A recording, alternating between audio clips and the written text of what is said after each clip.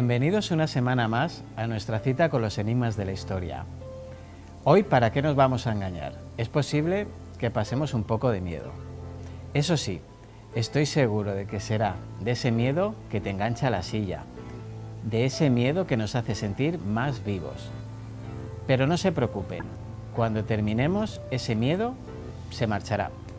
Los humanos, por suerte, estamos diseñados para ello.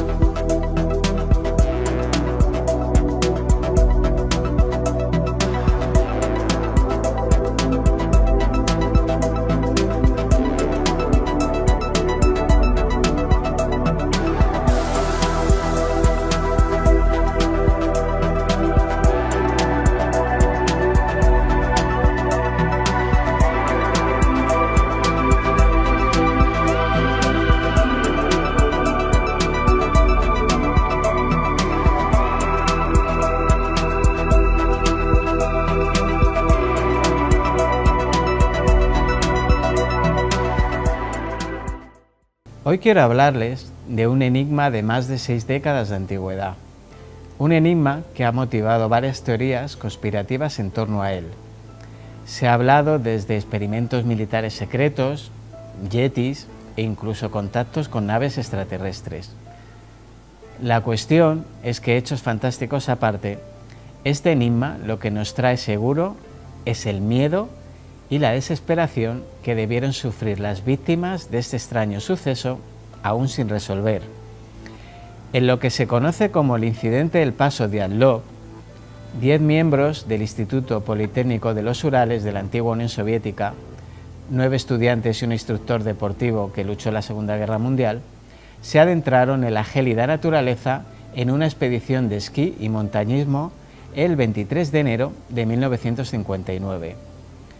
Un estudiante con dolores articulares decidió dar marcha atrás en una decisión que le salvaría la vida, pero el resto continuó. Según las filmaciones de las cámaras y los diarios personales encontrados posteriormente en el lugar de los hechos por los investigadores, el resto del equipo acampó, al parecer desorientados debido al mal tiempo, en una zona conocida como Montaña de la Muerte. Ahí, en una de sus laderas, es posible que se hayan dado cuenta de su error y decidieran establecer un campamento para resguardarse de las bajas temperaturas. Lo que les pasó a partir de ese momento pertenece al mundo más terrorífico de los misterios. Nosotros solo podemos conjeturar y llevar nuestro instinto a aquella montaña de la muerte.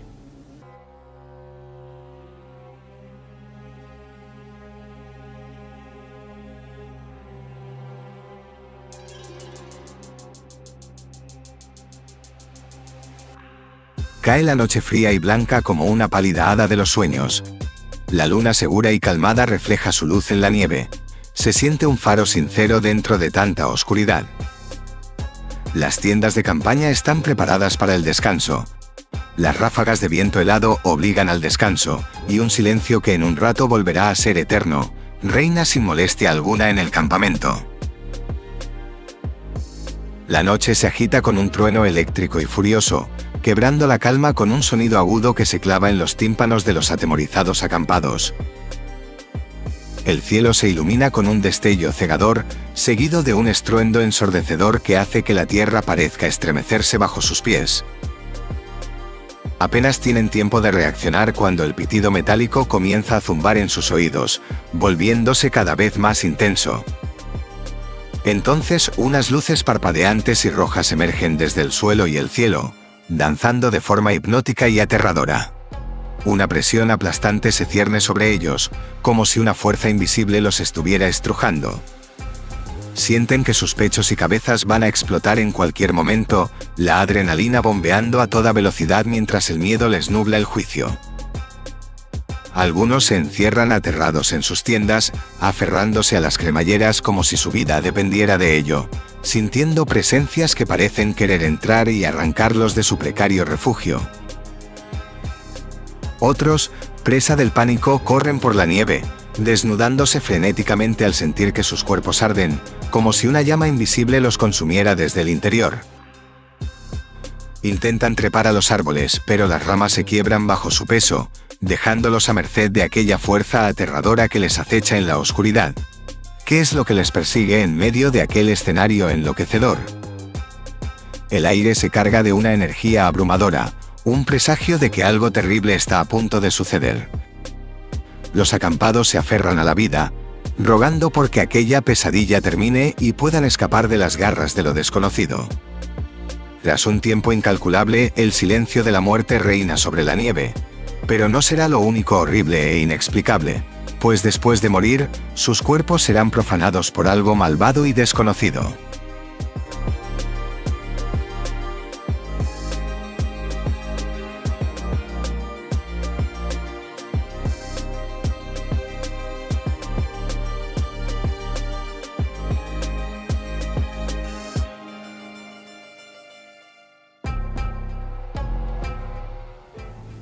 A casi un mes de haber iniciado la expedición y sin tener noticia alguna, se organizó una operación de rescate compuesta por maestros y estudiantes voluntarios consecutivamente, y tras protestar las familias se les irían uniendo ya las autoridades. En poco tiempo, los equipos de rescate descubrieron una tienda de campaña desgarrada desde el interior, así como suministros y equipo de montañismo desperdigados alrededor. Los cuerpos de algunos miembros del grupo yacían cerca de la tienda, con señales y lesiones muy extrañas. Algunos estaban descalzos y en ropa interior, mientras que la posición de otros indicaba que intentaron regresar desesperadamente al interior de la tienda. Los árboles adyacentes tenían las ramas rotas a una altura de unos 5 metros, lo que apuntaba que alguno de los exploradores había intentado escalar, había intentado subirlos. Con todo, la búsqueda de los 4 viajeros restantes tomó otros 2 meses y no concluyó hasta mayo. Los habían encontrado en una hondonada bajo 4 metros de nieve.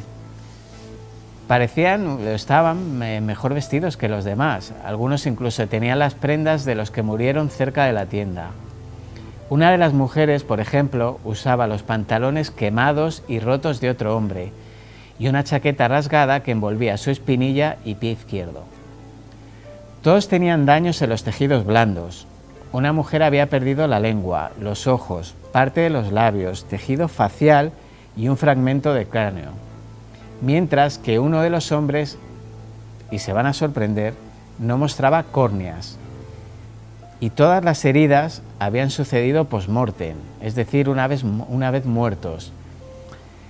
Un examen médico de los primeros cuerpos no encontró lesiones que pudieran haber causado sus muertes y concluyó que todos habían fallecido por hipotermia. Pero las heridas de quienes fueron encontrados después hacían pensar que fueron sometidos a una gran presión antes de morir. ¿Qué pasó? O más bien, ¿qué pudo pasar? Pues como siempre en estos casos, hay numerosas teorías y especulaciones sobre lo que pudo haber ocurrido.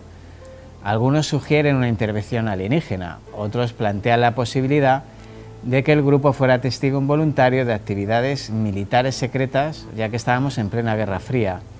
Incluso se han mencionado teorías sobre el ataque de un yeti ruso, o el infrasonido, que es una onda de sonido inaudible que produciría pánico entre los excursionistas y que eso sería pues una de las causas de la tragedia. Y como siempre, pues a pesar de las teorías misteriosas que rodean al incidente, la explicación oficial se centra en condiciones climáticas adversas y errores humanos. Se cree que el grupo fue sorprendido por una fuerte ventisca o una luz que les obligó a abandonar su campamento en busca de refugio. La falta de ropa y el frío extremo les habría llevado quizá a la hipotermia y a la desorientación, lo que finalmente resultaría en su muerte. Sin embargo, yo me hago una serie de preguntas. ¿Por qué la tienda fue cortada desde el interior? ¿Y por qué los exploradores no regresaron a ella en busca de refugio? ¿Qué le pasó a esos cuerpos? ¿Por qué esas heridas tan peculiares? La mayoría de los 9 que perecieron murieron de hipotermia, mientras que otros pudieron sucumbir a sus heridas. El estado de desnudez en que se encontraban algunos sigue siendo desconcertante al menos, al igual que los informes que señalan que algunos de los cuerpos tenían restos de radioactividad. Es posible que la falta de ojos y lengua de algunas víctimas se debiera simplemente a que los animales carroñeros picoteaban a los muertos, pero eso a día de hoy también sigue siendo un misterio. Las explicaciones más racionales, como la de una avalancha lenta, son posibles, es cierto, pero dejan muchos cabos sueltos y, como casi siempre, echa la culpa de todo a los muertos. Pues claro, ellos ya no están para rebatir. Por eso es importante abrir hipótesis y no dar un carpetazo al asunto. Entre otras cosas, porque la enigmática tragedia sigue siendo desgarradora para los familiares vivos de las víctimas. Algunos en Rusia han expresado la opinión de que estos excursionistas habían corrido riesgos estúpidos o innecesarios que finalmente acabaron con su vida. Lo que obvian es que los miembros de la expedición eran personas muy competentes que no hallaron peligro alguno en abrir un espacio para su tienda en lo que parecía una pendiente suave. De todo esto solo encuentro 2 certezas: que un grupo de jóvenes salió a la nieve y encontró la muerte, y que la verdad nunca se sabrá. Ahora quiero hablaros de Jess Penas, una autora que me tiene fascinado. Ha tenido la amabilidad de venir a vernos y os aseguro que tiene muchos compromisos. Nos trae su primera novela, Odalis, un ejercicio brillante, lleno de sabiduría y una historia repleta de suspense y secretos. Bienvenida, Jess. Muchísimas gracias, encantada de estar aquí. Pues es un placer recibirte, que nos ha costado mucho, mucho teléfono, mucho WhatsApp y por fin te tengo. Sí. Traes aquí 480 páginas que tengo muchísimas ganas de leer, porque tengo la manía de no leerlas hasta que os entrevisto para no estar muy condicionado, pero lo que he podido ver de ella, vamos, tengo muchísimas ganas de leerla. Y es tu primera novela, pero no es tu primer proyecto literario, ¿no? No, es mi primera novela, pero tengo otro libro de relatos que publiqué en el 2020 y bueno, llevo escribiendo muchos años. ¿Y cómo te encontraste con Odalis? ¿Cómo esta historia, cómo llegó a tu cabeza? ¿Cómo empezaste a escribirla? Bueno, a ver, Odalis trata de temas un poco crudos, entre ellos la violencia de género, entonces parte de la historia de Odalis es mi historia.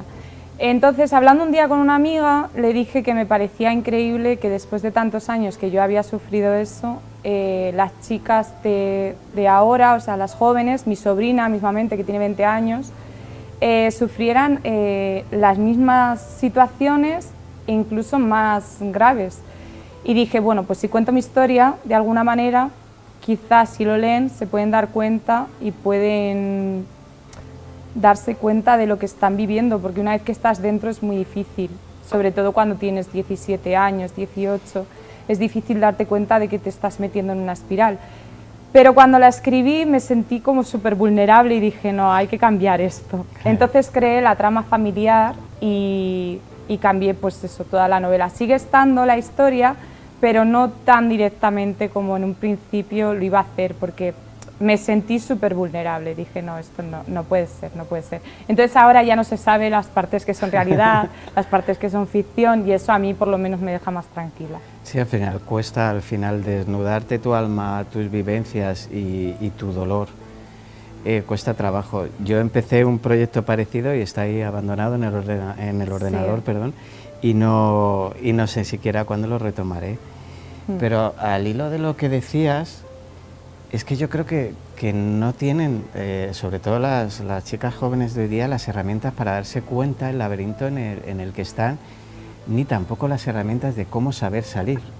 No, es que es muy difícil. Yo siempre lo digo que es la era en la que se supone que más información tiene que haber y en la que menos concienciados estamos, porque hay un batiburrillo de información, es como una lavadora y no sabes tampoco discernir lo que está bien, lo que no. Hay mucha gente que habla, hay muchos coaches, hay mucho creador de contenido Y por desgracia no siempre se sigue a la gente que se debe. O sí, que, sí. o que es dice que tampoco cosas quiero, interesantes. ¿sabes? Sí. Desprestigiar el trabajo de nadie, pero es verdad que yo hay cosas que veo por internet que digo, no me lo puedo creer, gente con 900.000 seguidores que dice barbaridades. Y claro, todo eso lo ven chicos jóvenes, chicas jóvenes y se normaliza. Sí. Y se normaliza. Yo la verdad que sí pienso que como sociedad estamos dando un pasito atrás, por no decir un pasazo atrás, en muchas cosas que habíamos conseguido. O sea, al final ves a las generaciones de ahora, que yo sé que cada vez que dices esta frase, ves a las generaciones de ahora, suena súper viejo, pero bueno, es lo que hay. Y las ves con menos educación social, sentimental, que nunca. Es brutal. Sí, porque bueno, a ver, luego se escudan en ese discurso de, bueno, es que vivimos las cosas de manera diferente, pero yo creo que se pueden vivir las cosas de manera diferente, y yo en eso estoy totalmente de acuerdo, porque pues, las personas evolucionamos y somos más libres también, sí. Tenemos otra forma de vivir y entiendo que no se viva como se vivía hace muchos años.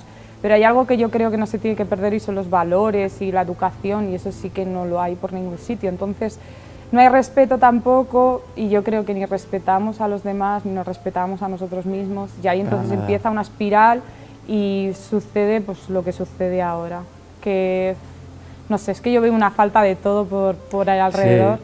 Yo hace tiempo escuché una frase y decía que los padres educan a los hijos para una vida que no saben cómo va a ser. O sea, porque los educas según los valores que tienes en tu época, aunque yo pienso que los valores siempre son iguales, son eternos, sí. Da igual la época que vivas, pero sí es cierto que es una época muy compleja, con muchísima información para adolescentes que no están preparados para recibirla, con muchísimas ganas de agradar, siempre, en todos los sentidos, tanto física o más física seguramente que psicológicamente. Sí. Y ese es el problema, que no sabemos al mundo que nos enfrentamos, entonces pensamos que a lo mejor los valores del ayer no valen, pero al final los valores son eternos, son los mismos, es respeto. Fundamentalmente es respeto hacia la persona, hacia lo que una persona quiere o no quiere. Y sí es triste, pero yo sigo viendo como un machismo otra vez que vuelve. No te voy a decir a través de las canciones, porque al final las canciones venden, son lo que venden y eso es un producto y sale, ya tú te lo tienes que creer o no. Ya. Pero es como que la mujer vuelve a estar debajo. Yo sé que esto que digo, habrá gente que le suene a chino, pero si tú te metes en internet, o sea, es brutal. O sea, es la mujer vuelve a estar como por debajo del hombre. Si hablas de feminismo en lugar de embrismo, que sería lo contrario del machismo, el feminismo es una cosa muy diferente, pero ya es una palabra que han prostituido de mala manera y ya como que te tildan de ahora es zurdo, de lo que te llaman, zurdo, sí, zurdo. No sé, es que tampoco veo mucho. Sí, y es brutal porque claro, ya defender los derechos de una persona ya te coloca ideológicamente en un sitio. Sí. Es como llevar la bandera te coloca en otro, pues es igual, y veo una falta de respeto. Y lo que más me preocupa no es la falta de respeto de ellos sobre ellas, sino de ellas sobre sí mismas. Sí. Es que yo lo digo mucho, a ver, es un tema muy controversial, entonces a mí no me gusta mojarme mucho tampoco, no por nada en especial, pero es un tema muy controversial y además lo que dices, que enseguida si te posicionas, Sí. Es que como que te posicionan ellos también en un extremo, es como que solo hay extremos, no existen los grises, depende de qué temas. Y no, pero yo creo que tienes mucha razón y es que no se tiene respeto a uno mismo y luego nos dejamos comer mucho. O sea, creo que es lo que comentabas, se ha prostituido mucho la palabra y ya no se sabe muy bien por lo que se está luchando. Sí, yo esto lo digo siempre, di también una presentación en un centro educativo y yo se lo decía, que no creo que sepamos muy bien por lo que estamos luchando. No. Se nos ha ido un poco de las manos. Mira, el otro día yo no abro nunca solicitudes de mensajes porque yo tengo mi perfil de Instagram, es para a ver si que comparto parte de mi vida, pero yo no lo utilizo para relacionarme con personas que no conozco. Pues me abrió un chico y me preguntó por Odalis, pues yo le abrí el chat porque es mi trabajo, pues tal. Yo creo que si fueron 3 frases del libro, no tardó más y me dijo, pues podemos quedar y me lo firmas. Yo, pues no, tío, o sea, no lo entiendo, no nos conocemos de nada. Y es que, ¿sabes qué pasa? Que eso está súper normalizado. Sí, sí. O sea, hablar 3 fases y quedamos, no, que no me conoces de nada. Hay presentaciones del libro, puedes conseguir el libro en cualquier sitio, no tienes necesidad de quedar con una persona que no conoces de nada. Es que en absoluto. No lo entiendo. Pues todavía dijo, bueno, pues nos seguimos conociendo por aquí y así podemos vernos. Y yo, no, es que no te quiero conocer. No lo estaba pillando, no lo estaba entendiendo. No lo estás entendiendo, ¿no? Y yo creo que ese es el problema también que existe, ¿no? Que hay como una validación instantánea, entonces, sí. Que algo de lo que quieres no lo tienes, pues no, hombre, y en cuanto no le hagas caso a 3 mensajes, pues pasa a la siguiente. Y luego hay otra cosa que yo esto cuando lo digo, eso también provoca mucha controversia, pero es como la gente que dice, yo subo esto para mí, está clarísimo que tú lo que subes primero es para ti. Sí. Pero luego tienes que ser consecuente también con lo que estás subiendo a una red social. Yo sí. tengo una hija, por ejemplo, no subo a mi hija para nada. Mi hija tiene 8 años y me dice, ¿por qué no me dejas subir nada a redes sociales? Primero, porque no tienes que estar en redes sociales. Claro. Segundo, porque tú no sabes quién está en el otro lado. Digo, lo hago por protegerte. Y no lo entienden tampoco, porque claro, ella ve a niñas de su edad haciendo bailes, sí. promocionando cosas y me dice, pues yo quiero ser... No, pues tú te pones a estudiar, por favor, nunca sabes quién está, nunca sabes quién está al otro lado de la pantalla realmente. Claro. Nosotros, pues al final, los que nos dedicamos a esto, pues intentamos mostrar una pequeña parte de nuestra vida personal, pues para que vean más o menos cómo podemos llegar a ser, y sobre todo una parte de nuestro trabajo. Es una herramienta de trabajo, no es una herramienta para una herramienta personal, ya están nuestras amistades. Eso es tal cual. Eso es. Es que, no sé, hay que tener mucho cuidado. Es un poco complicada esta era. Es muy difícil compleja. Porque hay muchos frentes abiertos y los padres tampoco abarcamos a todo. No. Porque hablando con la madre de un compañero de mi hija, le dije, bueno, pues Noemí ve a veces YouTube, que tampoco le tengo el control parental, y me dijo, ¿tú sabes que poniendo 2 emoticones le salen vídeos pornográficos? No me digas. Y yo, ¿eh? Y me lo enseñó. O sea, Madre mi hija mía. puede poner 2 emoticonos súper fácil, no le hace falta buscar nada. Y ella me lo enseñó. Entonces, si ya se saltan los controles parentales, es Pues que ya, no, tampoco podemos hacer todos los que padres. que las redes sociales, esas empresas, les da igual. O sea, no tienen ningún tipo de control ni de filtro más allá del simple. Bueno, vamos a cambiar un poquito. Sí, nos hemos desviado. Porque no, sí, bueno, yo tengo la manía esa de desviarme, me pongo a charlar y no paro. Y vamos a hablar un poquito de tu novela, pero la temática merecía la pena tocarla un poquito. Sí, sí. Y te quería preguntar, ¿cuánto te costó, qué peripecias pasaste para publicar la novela?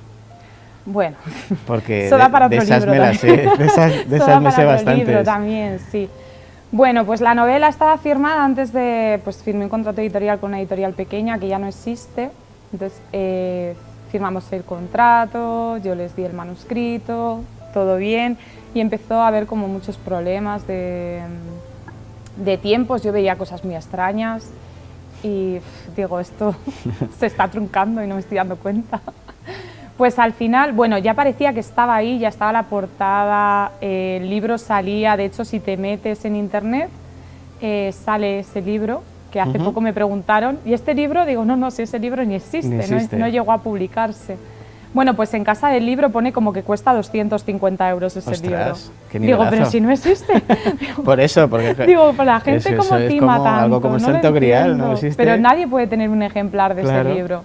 O no debería, porque además yo hablé con la imprenta que trabajaba con esa editorial y me dijeron que nunca habían recibido ese pedido, y a mí la editorial me dijo que sí. Bueno, a mí la editorial me llegó a decir que Casa del Libro tenía como 50 ejemplares y es mentira, no llegó nunca. Bueno, pues me dijeron, bueno, les invertí dinero, porque iba a hacer presentaciones y les dije, bueno, pues venga, os compro no sé cuántos libros, y luego ya, pues esto de las autopublicaciones también, aunque era editorial tradicional y tú no adelantas dinero, hay editoriales que te dicen que para las presentaciones que lo compres y tú recuperas luego el dinero, entonces tampoco hay un mayor problema. Pero si no sé si eran 60 ejemplares, algo así. Yo por lo menos en mi círculo sí los vendía. Pero no llegaron nunca esos ejemplares y yo sí había puesto el dinero, entonces dije, bueno, me han timado aquí Madre mía. de mala manera y me sentí muy mal y dije, bueno, pues vamos a cambiar todo. Antes Odalis, bueno, se llamaba de otra manera y estaba narrada en primera persona, solo con un narrador que era Odalis, la propia protagonista, y dije, bueno, pues vamos a darle un giro a la historia, que como todo pasa por algo, digo, vamos a cambiarlo. Y entonces ahora tiene 2 narradores, uno en tercera persona, otro en primero, y en pasado y en presente.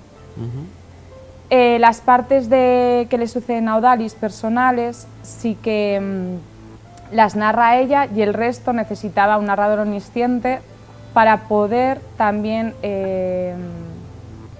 explicar las emociones del resto de personajes, porque tiene personajes que son muy importantes y desde la visión de Odalis no podía darles el protagonismo que se merecían, porque al final Odalis, si lo narraba todo en primera persona, no podía contar lo que sentía el psicólogo o lo que sentía su hermano, o cuando cuenta la historia de la adolescencia, lo que sentían sus amigas o su pareja, la que fuera en ese momento.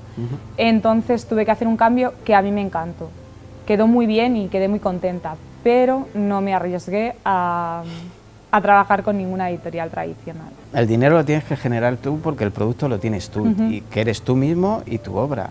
Y al final es lo que no se le dice a mucha gente, que esto no es, ahora lo publico y ya está en el Corte Inglés y en todos los sitios. Para nada, puede estar en cualquier sitio, pero igual tienen un ejemplar y lo tienen por ahí. Claro, porque al final tú no eres, no tienes el marketing que tienen otros escritores, entonces tu libro no va a ser el que esté primero, a no ser que tú estés ahí dando tormento para que tu libro se vea. Y tu libro seguramente es más interesante que la mayoría que están en serie, que se escriben en serie y están en primera fila. Por eso lo tienes que vender tú. Claro. Y yo te voy a preguntar una cosa, y es, ¿de dónde sacas todo el talento que tienes? Tía, porque, no, en serio, lo poco que he podido ver, tienes una técnica súper buena, en serio. O sea, es súper buena tu forma de escribir. Y lo que decías, las partes que explicas en primera y tercera persona, yo soy un lector muy puñetero, muy exigente con el uso del lenguaje, las frases cortas, las frases largas, bueno, que te voy a contar. Y está muy bien escrito, está muy bien escrito. ¿Qué influencias tienes? ¿O es algo que es talento natural? Yo creo que es innato. Bueno, lo primero, muchas gracias, porque no me acostumbro. O sea, Odalis ha tenido muy buenas críticas, yo creo que solo he recibido una negativa y no la verdad leer, que... No sabía leer. Bueno, a ver, no tuvo mucho sentido. Yo leo todas las críticas, sí, porque se aprende y sí. Además siempre digo que cuando algo no gusta que me lo digan, porque es necesario aprender. Pero esa crítica, la verdad que tampoco le hice mucho caso, pero no tenía mucho sentido. Decía como que la protagonista estaba mucho tiempo en el pasado. Muy bien, se llama El pasado de los Mires, el libro. Ya cada uno que interprete lo que quiera. Es como la película Regreso al futuro, está mucho tiempo en el pasado, ¿no? Pues igual. Claro, es que no... Dije, bueno, venga, hasta luego. Pues creo que es un poco innato, porque yo he ido al revés de mucha gente. Yo empecé a leer muy tarde. O sea, todo lo que he leído, igual... Empecé a escribir muy pronto, pero leer tampoco es que me llamara mucho la atención. Leía cosas, pero igual me leía un libro cada, yo qué sé, cada 6 meses, cada 7. No era algo que me llamara la atención. Y cuando empecé a escribir Odalis dije, a ver, tengo que leer. Porque yo me hice cursos de redacción, de escritura, y en todos me decían a mí personalmente, no, dicen en el curso, hay que leer mucho, tal cual. Y yo dije, oh, pues me voy a poner a leer, venga. Y le cogí mucho el gustillo, pero igual te estoy hablando de que empezaba a leer en 2019, 2020. Pues y no tengo tampoco una influencia, porque no leo... Joel Dicker me gusta mucho, pero no creo que me parezcan nada Joel Dicker. Santiago Díaz me gusta también. Luego es que leía muchísima romántica, o sea, nada que ver con esto, porque mi idea inicial era hacer una novela romántica. Yo que soy mi amante del amor y resulta que acabo matando aquí gente, ¿sabes? Entonces, no sé, es un poco, yo creo que es innato. No, es que me ha resultado curioso, a ver, lo poco que he podido leer, pero tienes una forma muy directa de explicar las cosas, pero a la vez es una prosa muy bonita a la hora de escribir. Es que me gustan mucho las metáforas. Claro. De siempre. Sí. Me gustan mogollón. Hacer símiles y siempre si se leen los escritos que pongo en Instagram, pues siempre pongo escritos, en casi todos hay símiles o metáforas, porque me gusta mucho. Esto lo hablaba ayer con una amiga que mucha gente me dice, bueno, ya te vendrá la inspiración, y yo que la inspiración hay que buscarla. Hay que buscarla que trabajando. No viene, digo, no. es que la gente, yo creo que te sientas ahí en un parque, sí, te vienen las ¿sabes? musas. Y con el sonido de los árboles, un pajarillo te trae inspiración. Los ángeles con las liras y esas cosas. Te lo juro, digo, no, te sientas y escribes. Y escribes. Y yo ha habido veces que he escrito 3 páginas y al día siguiente las he borrado sin leerlas porque he dicho lo de ayer, bazofia, no me gusta. Exacto. Pero sin embargo, con los escritos cortos, yo le decía a una amiga, digo, pues ahora veo a ese señor, un árbol y un no sé qué, te hago un escrito. Claro. Y se lo hice y me dice, bueno, esto es increíble. Pero eso me ha pasado, yo creo que eso es porque llevo escribiendo desde los 15 años, entonces tengo mucha más facilidad, me sale solo. Pero es verdad, yo he trabajado antes en Mercadona y yo recuerdo en la perfumería que me aburría muchísimo. Y me decía alguna compañera, hazme un escrito, y yo, venga, va. Y en 10 minutos le daba un escrito, ¿sabes? No sé, pero yo creo que sí, es algo innato, yo creo que es mi ikigai, que se dice, sí. ¿no? Entonces me siento está cómoda. Hecho con mucha elegancia y mucho estilo. Yo que soy, además, es una literatura, a ver cómo digo esto sin que suene raro, pero no es de ahora, o sea, tiene una sabiduría antigua. Me refiero, a mí hay cosas que me han recordado a Truman Capote, del libro de A Sangre Fría, que soy súper fan. Pues no me lo he leído. Pues vas a encontrar muchas similitudes porque es como una novela, es como un artículo periodístico, pero llevado a una novela. No te cuento más porque si no te la fastidio. Sí. Y está súper bien. Y utiliza mucha metáfora, mucho símil. Y eso al lector, aunque habían cursos que te decían, no uses tanta porque no sé qué, al lector al final le sitúa en sitios. Porque existen los libros de Benito Pérez Galdós, que son maravillosos, los episodios nacionales, donde son 10 páginas para describirte un lugar, y son fantásticos y son maravillosos, pero hay otros que son de acciones más directas y que están escritos más desde un sentimiento que desde una localización. Creo que se me ha entendido, ¿no? Porque te pones a hablar. No, de hecho es que no hay ambientación. Exactamente. En Odalis. Y me dijeron que por qué no había puesto ambientación. Digo, porque no me interesaba porque ponerla. A veces no es necesaria, simple y llanamente. Si pongo una ambientación y me lío a describir la ciudad, el lugar en el que están, se pierde la esencia del libro, que es otra totalmente diferente. Uno de los diferente. libros más vendidos de la historia, El guardia entre el centeno, tiene muy poca ambientación. Ese libro aparece en Odalis. Pues aquí, en el mío también. Es uno de mis libros favoritos de la adolescencia, de la madurez. Y me lo leí mientras escribía Odalis, ese libro, sí. Y no te remite casi nada, sabes dónde está, porque es una obviedad, pero no te remite casi nada al ambiente que rodea a los personajes, pero sí a la tensión que rodea a los personajes. Claro que sí.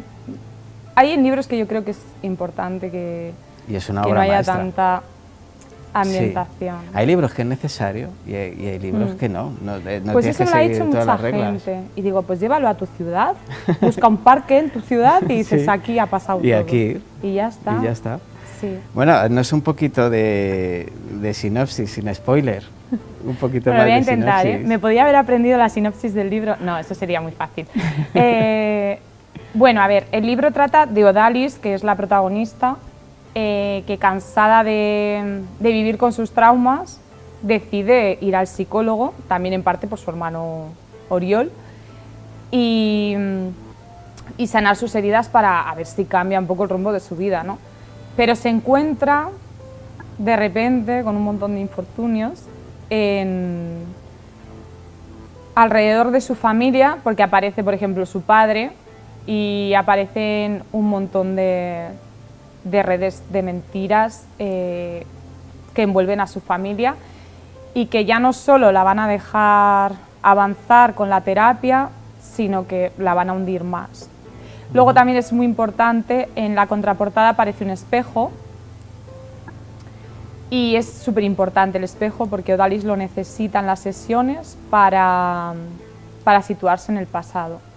No es nada fantasmagórico, no tiene nada de fantasía, pero es cierto que ella se sienta ella le pide al psicólogo que tiene que haber un espejo siempre en la consulta, y ella se sienta y ella se ve cómoda y es como que recrea la situación del pasado para poder contarla. Esto yo antes no lo contaba, pero en una presentación me dijo un chico, pues yo creo que es importante que lo cuentes. Y yo, pues si no os ha fastidiado la historia, pues yo lo cuento en la siguiente. Te da a entender la intensidad, al final emocional. Te da a entender la intensidad emocional. Y entre medias, pues aparte de la trama familiar, que esconde mucha amiga, Odalis cuenta su historia de amor con un adolescente cuando ya tenía 17 años y lo que le pasó. Tengo unas ganas de leérmelo, te lo prometo. Te voy a dar mucha matraca, aunque me has dicho que no te meta prisa con... Es una trilogía, bueno. Que no te meta mucha prisa, pero sí te voy a dar un poquito la lata. Bueno, y la última pregunta, que es una pregunta como muy personal, que es como muy de programa de estos profundos, es ¿quién es Jess Penas y quién quiere llegar a ser Jess Penas? Bueno, yo siempre digo que soy una persona normal y corriente, con gustos muy naturales, y cuando digo esto es porque soy muy amante del mar, que parece que suena muy atópico, pero no. Yo en el mar soy la persona más feliz del mundo y vivo en Burgos. Con eso se tiene que entender todo, ¿vale? Soy muy amante de las mariposas, de los atardeceres y amaneceres y de la escritura. Yo soy feliz escribiendo y soy feliz sin una rutina, pudiendo hacer lo que quiera desde donde quiera. Y amo a mi hija sobre todas las cosas, que parece como que la he abandonado. Pero no, o sea, realmente cuando dejé Mercadona fue porque no estaba... Fue después de leer un libro, El regalo de Eloy Moreno, que habla mucho de eso. O sea, en concreto había unos personajes que, pues como que decía que no había ido a recoger ni a llevar a su hija al colegio. Y yo me quedé pensando y dije, yo no he llevado ni he recogido a mi hija al colegio nunca por trabajo, ¿sabes? Y dije, no, esto hay que darle un cambio radical a mi vida, y solo por ver lo feliz que ha sido mi hija desde que no estoy en Mercadona, que he estado 15 años, que no estuve uno, no. Dejé un trabajo de 15 años por llevar a mi hija al colegio, que suena un poco así, pero no, o sea, valoré muchísimo que mi hija el día de mañana tuviera recuerdos y dijera, pues a mí mi madre me llevaba y me recogía, aunque ella luego no sepa nunca las peripecias que yo hago para sobrevivir a la vida, ¿sí? Claro. Pero creo que era muy importante, porque al final, como que tenemos hijos, los adultos siguen su vida rutinaria, esto ha sido por los siglos de los siglos, amén, y seguimos teniendo hijos, y nosotros nos vemos en la obligación de, para poder mantenerlos, trabajar y seguir una rutina, pero no los vemos, no disfrutamos de ellos. Al final nada. Entonces no lo vi mucho sentido y dije, bueno, yo no quiero más hijos, entonces a Noemí la voy a disfrutar. No, pues me parece estupendo. Bueno, pues darte las muchas gracias por venir, darte las gracias por venir, y deseando leerme el libro, y os recomiendo que os leáis el libro, Odalis, y es muy fácil de conseguir. Yo lo he visto en todos los lados, te lo estás currando que no veas, lo he visto en todos los sitios. Sí, bueno, la forma más fácil de encontrarlo al final es Amazon, aunque yo soy muy pro librería pequeña. Sí, yo también. Lo que pasa que es verdad que en librerías solo está en Burgos, y luego se puede encontrar, o lo vendo yo, que mucha gente me lo pide a mí, o cuando hago presentaciones, creo que en breves iré a Gijón también a presentarlo, y si no, en Amazon es la forma más rápida de conseguirlo. Y yo ya os digo, os lo recomiendo, pero vamos, en cuanto llegue a casa me lo voy a empezar a leer. Así que muy agradecido de que hayas podido venir, que sé que tenías bastante lío y venir de Burgos a Madrid también te costaba tarea. Bueno. Así que muchísimas gracias. Y nada, y esperando más, y te auguro mucho éxito, porque vale un montón, Muchas en serio, gracias. Y hay veces que te encuentras con libros complejos de leer, porque es una pesadez, pero es una maravilla. O sea, yo se los recomiendo a todo el mundo, y lo dicho, muchísimas gracias y muchísimo éxito. El placer ha sido mío, muchas gracias. Si creen que han visto todo, les recomiendo que se queden un poquito más, no han visto nada. Ahora les vamos a sorprender, después de la publicidad, con dos mujeres que realmente van a despertar bastante miedo en su interior. Así que nos vamos un ratito a la publicidad y prepárese para la vuelta. Enseguida nos vemos.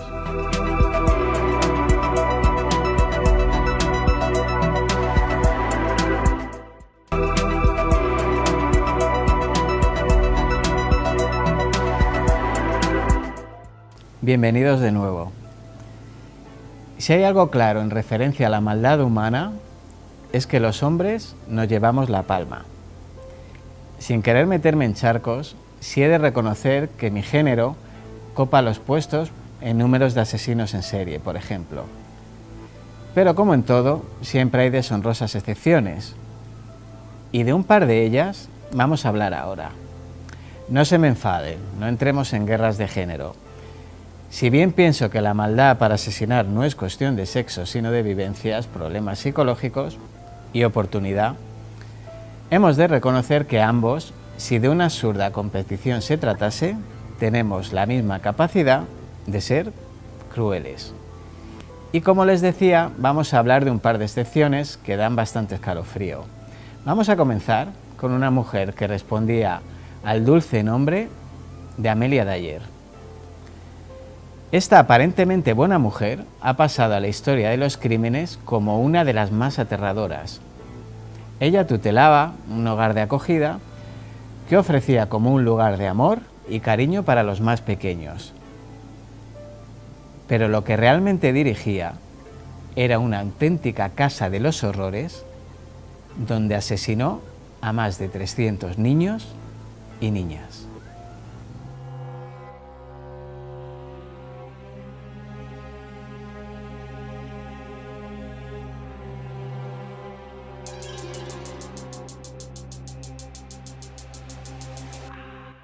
La Inglaterra victoriana del siglo XIX es una época muy romantizada hoy día. El largo reinado de 64 años de la reina Victoria significó el apogeo del Imperio Británico. Durante la era victoriana, la política interior se caracterizó por la alternancia de partidos mediante el sistema parlamentario, mientras que en el exterior el Reino Unido creó un vasto imperio y procuró mantener el equilibrio en los conflictos europeos. Su sociedad estaba marcada por las jerarquías de género y clase. En cuanto al género, la sociedad victoriana establecía que hombres y mujeres cumplían diferentes funciones, que estaban vinculadas a cuestiones biológicas. Las actividades de los hombres pertenecían al mundo público, el trabajo y la política, mientras que las mujeres debían ocuparse del ámbito privado, el bienestar familiar y la organización de las tareas domésticas. La cultura británica creció enormemente como consecuencia de una mayor facilidad de acceso a las obras artísticas, gracias a una mejor distribución de estas y al ánimo feliz del gentío. La producción literaria estuvo marcada por la novela y el melodrama. Entre los principales autores de la época se encuentran Charles Dickens, Emily Bronte, Lewis Carroll, Herbert George Wells, Bram Stoker, Oscar Wilde, Arthur Conan Doyle y Robert Louis Stevenson. En sus obras se retrataban la sociedad colonial, las presiones políticas del momento y las cuestiones sociales. Otras obras estuvieron marcadas por la fantasía científica y los relatos de terror, y como un relato de terror, llegamos a Amelia Dyer, mujer amante de la literatura y la poesía, que después de una niñez complicada, no tuvo una mejor madurez, quedándose de repente viuda y con un hijo. Para no perecer en la miseria, Amelia se formó como enfermera con una partera que le enseñó sobre la cría de bebés. La mujer empezó a colocar anuncios en los periódicos asegurando que era una mujer casada que podía ofrecer un hogar seguro y amoroso a los niños. Como contraprestación, pedía un pago único sustancial. Así empezó a recibir hijos de madres solteras y con pocos recursos, que encontraban dificultades y no disponían de recursos para cuidar a sus bebés. En la mayoría de los casos, la institución se encargaba de buscar una nueva familia para los bebés, mientras que, en otros, se esperaba a que las madres encontraran una situación de mayor estabilidad económica para cuidarlos. O eso al menos era lo que parecía. Tras un tiempo, Amelia decidió contactar con un médico para confirmar las muertes que iban sucediendo. El médico mostró sospechas ante la cantidad de muertes por las que lo habían llamado, por lo que la denunció ante las autoridades. Asombrosamente, Amelia no fue condenada por asesinato u homicidio involuntario, solo sentenciada a 6 meses en un campo de trabajo por negligencia. Después de su liberación, continuó colocando más anuncios para cuidar bebés. Es más, Habiéndose dado cuenta de que era un error que los médicos confirmaran la muerte de los bebés, urdió un plan para no ser descubierta y comenzó a deshacerse de los cuerpos sin dejar rastro. Para ello enredaba los cuerpos en telas y los enterraba. Otros los arrojaba al río o escondía en distintas partes de la ciudad. Además, asesinó a menores de diferentes maneras para no establecer un patrón destacable en ella. A lo largo de 30 años, asesinó entre 300 y 400 bebés para quedarse con el dinero que pagaban por cuidarlos. Durante ese tiempo, cambió varias veces de nombre y se mudó a diversas ciudades para no ser descubierta y que los padres que buscaban reencontrarse con sus hijos no dieran con ella. En marzo de 1896 hallaron una bolsa de guardar alfombras en el río. En su interior se encontraba el cuerpo de una niña, junto al nombre de una tal señora Thomas y su dirección. La policía, que ya llevaba tiempo tras sus pasos y que hasta el momento no la habían conseguido relacionar con ningún crimen, volvieron a sospechar de Amelia y decidieron ponerle una trampa. Publicaron en prensa un anuncio sobre un bebé que necesitaba un nuevo hogar, a lo que Amelia Dyer respondió y acordó una cita con la mujer. La policía, al obtener la dirección, acudieron rápidamente. Se registró el domicilio de la mujer y se encontraron pruebas concluyentes de su culpabilidad. Entre los diversos objetos, cartas de las madres que preguntaban por sus hijos y otras cosas, se encontraron tiras de cinta de tela con las que Amelia estranguló a los niños. Tras tan abrumadores hallazgos, fue detenida y la policía continuó registrando el Támesis, donde se encontraron otros 6 cadáveres de niños. El 22 de mayo de 1896 la mujer fue juzgada y condenada a muerte. Aunque Amelia solo fue condenada por un asesinato, se juzga que sus víctimas fueron cerca de 400 niños y niñas que apenas llegaban al año de vida. El 10 de junio de 1896, esa monstruosa mujer expiró por última vez, ajusticiada por la horca en prisión. Que el diablo la tenga en su gloria. Bueno, nosotros, por desgracia, también hemos tenido aquí en nuestro país un caso en el que el uso de niños inocentes nos hace llevarnos las manos a la cabeza. Y como de lo malo también solemos hacer patria, quiero hablarles del caso de Enriqueta Martí, más conocida como la vampiresa del Raval. Nacida en el año 1871 en Sant Feliu de Llobregat, Enriqueta Martín Ripollés se trasladó muy joven a Barcelona, donde trabajó como niñera antes de dedicarse a la prostitución. Casada con un pintor venido a menos, la pareja se ganaba la vida como podía, vendiendo antigüedades de la caridad. Incluso montaron una herboristería en la que Enriqueta se dedicó a ejercer como curandera. Sin dejar de frecuentar los bajos fondos y locales de mala muerte, Enriqueta llevaba una doble vida digna de un estudio. Durante el día mendigaba en casas de caridad, conventos y parroquias, vestía con harapos y en ocasiones iba acompañada de niños que hacía pasar por sus hijos. Sin embargo, por las noches se vestía con ropas lujosas, sombreros y pelucas y se hacía ver en ambientes donde acudía a la clase acomodada de Barcelona, donde posiblemente ofreciera sus servicios como proxeneta especializada en niños. En 1909, Enriqueta fue detenida por regentar un prostíbulo en donde ofrecía los servicios de niños de 5 a 16 años. Pero el proceso contra ella no prosperó, porque alguien que debía ser muy poderoso, qué raro, y del que se desconoce el nombre, intercedió en este asunto y tras extraviarse su expediente, Enriqueta Martí salió en libertad. Tras ese breve paso por prisión, decidió que sin pruebas no hay delito y no hay mayor ausencia de pruebas que los muertos. Los muertos no hablan.